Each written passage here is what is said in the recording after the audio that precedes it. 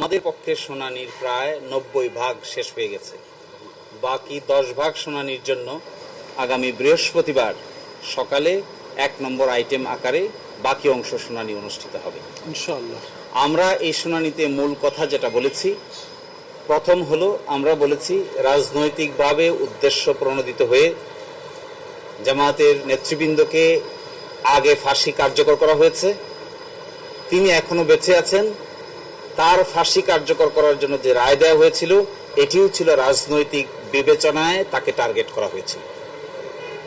কারণ হলো যে একটি ঘটনায় তাকে ফাঁসি দেওয়া হয়েছে, সেই ঘটনায় সাক্ষীরা এসে আদালতে বলছেন যে তারা 3 কিলোমিটার এবং 3.5 কিলোমিটার দূরে থেকে তারা দেখেছেন যে আজহার সাহেব নাকি ঘটনার সঙ্গে জড়িত, এবং এটাও বলেছেন যে আয়োকে নিয়ে যে স্টেটমেন্ট আমরা বলেছি, আয়োর কাছে যাওয়া যে স্টেটমেন্ট, এই স্টেটমেন্টটা আদালতে যারা এসেছেন তারা না আসা সত্ত্বেও আমাদেরকে কোনো কন্ট্রাডিকশন নিতে দেন নাই, এবং কাস্টমারি ইন্টারন্যাশনাল ল অর্থাৎ আন্তর্জাতিক আইনের প্রযোজ্যতা হবে না এই মর্মে আপিল বিভাগ আগে রায় দিয়েছেন জনাব কাদের মোল্লার মামলা।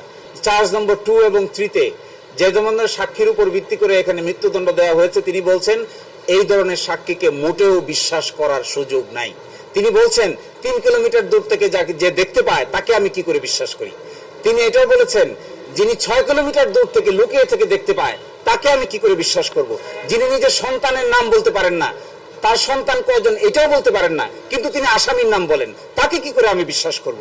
এই কথা বলে তিনি এদের সাক্ষ্যগত কোনো মূল্য নাই এবং এদের উপর বিশ্বাস করে কাউকে সাজা দেওয়া যাবে না, এবং এটিএম আজহার সাহেবকে 2 নম্বর চার্জ এবং 3 নম্বর চার্জ থেকে তিনি বেকসুর খালাস দিয়েছেন। না, এই মামলায় কোনো হ্যাম্পার হবে না, কারণ আপনারা জানেন যে 1973 সালের এই আইনের এটিএম আজহার সাহেবের পক্ষে তার নিয়োজিত লয়াররা তাদের পক্ষে সাবমিশন রেখেছেন। এই মামলায় আপনারা জানেন দুটি পক্ষ, একটি হলো এটিএম আজহারুল ইসলাম বনাম চিফ প্রসিকিউটর। চিফ প্রসিকিউটর অফিসের পক্ষ থেকে আমরা অ্যাপিলেট ডিভিশনে উপস্থিত ছিলাম। আমরা এটিএম আজহার সাহেবের পক্ষের সকল আর্গুমেন্ট শুনেছি, আমরা নোট করেছি, আমরা এগুলাকে আরও চিন্তা করব, গভর্নমেন্টের ইনস্ট্রাকশন নিব, আমরা আরও পর্যালোচনা করব। থার্সডেতে ওনারা যদি শেষ করেন তাহলে আমরা এদিন শুরু করব।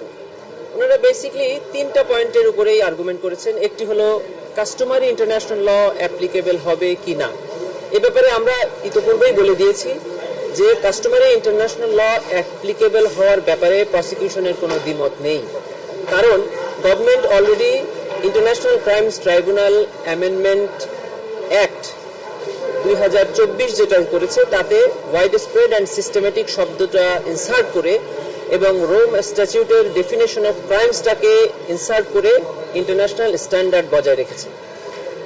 অন্য আরেকটি বিষয় ওনারা বলেছেন সেটা হলো মেলাফাইডি, যে প্রসিকিউশনটা করা হয়েছিল এটিএম আজহার সাহেবের মামলার ক্ষেত্রে, দ্যাট ওয়াজ মেলাফাইডি। সে ব্যাপারে ওনারা যেটা বলেছেন আমরা স্ট্র্যাটেজিক্যালি এবং আরো একটু দেখে শুনে তারপরে আমরা বৃহস্পতিবার ডিসিশন নেব যে আমরা এই ব্যাপারে কি আর্গুমেন্ট করব।